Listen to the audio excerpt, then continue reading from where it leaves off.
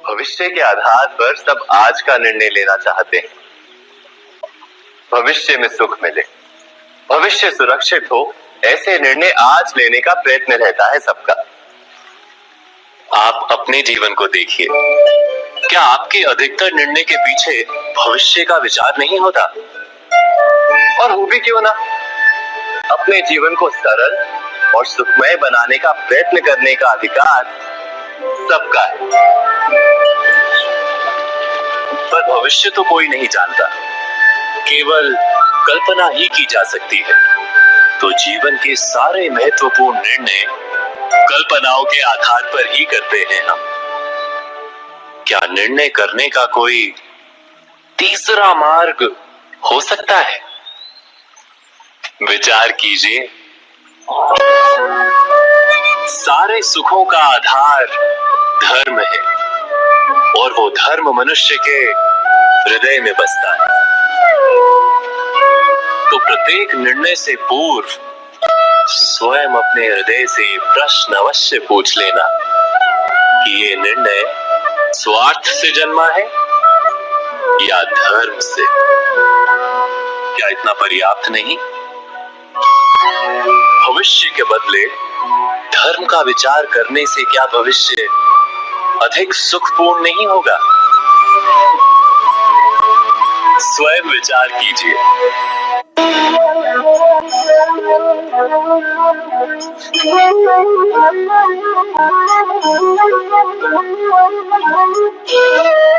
जीवन का हर क्षण निर्णय का क्षण होता है। प्रत्येक पद पर दूसरे पद के विषय में कोई निर्णय करना ही पड़ता है, और निर्णय अपना प्रभाव छोड़ जाता है। आज किए गए निर्णय भविष्य में सुख अथवा दुख निर्मित करते हैं, ना केवल अपने लिए, अपने परिवार के लिए, आने वाली पीढ़ियों के लिए। जब कोई दुविधा सामने आती है तो मन व्याकुल हो जाता है, अनिश्चय से भर जाता है। निर्णय का वो क्षण युद्ध बन जाता है, और मन बन जाता है युद्ध भूमि। अधिकतर निर्णय हम दुविधा का उपाय करने के लिए नहीं, केवल मन को शांत करने के लिए लेते हैं। पर क्या कोई दौड़ते हुए भोजन कर सकता है? नहीं। तो क्या युद्ध से जूझता हुआ मन कोई योग्य निर्णय ले पाएगा? वास्तव में शांत मन से जब कोई निर्णय करता है तो अपने लिए सुखद भविष्य बनाता है। किंतु अपने मन को शांत करने के लिए जब कोई निर्णय करता है तो वो व्यक्ति भविष्य में अपने लिए कांटों भरा वृक्ष लगाता है। स्वयं विचार कीजिएगा।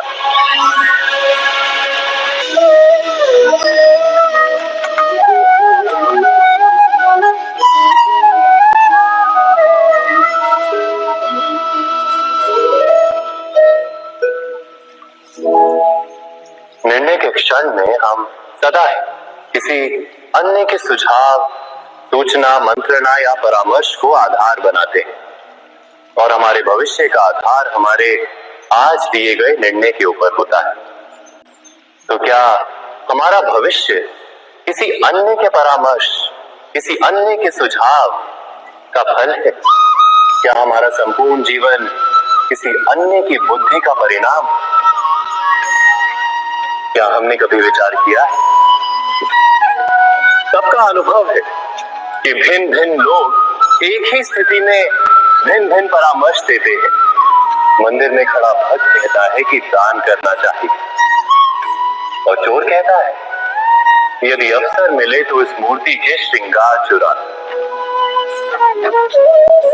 धर्म से भरा हृदय धर्ममय सुझाव देता है, और अधर्म से भरा हृदय अधर्म का परामर्श देता है। धर्ममय सुझाव का स्वीकार ही मनुष्य को सुख की ओर ले जाता है, किंतु ऐसे परामर्श का स्वीकार करना तभी संभव होता है जब हृदय में धर्म, अर्थात किसी का सुझाव अथवा परामर्श स्वीकार करने से पूर्व स्वयं अपने हृदय में धर्म को स्थापित करना क्या आवश्यक नहीं? स्वयं विचार कीजिए।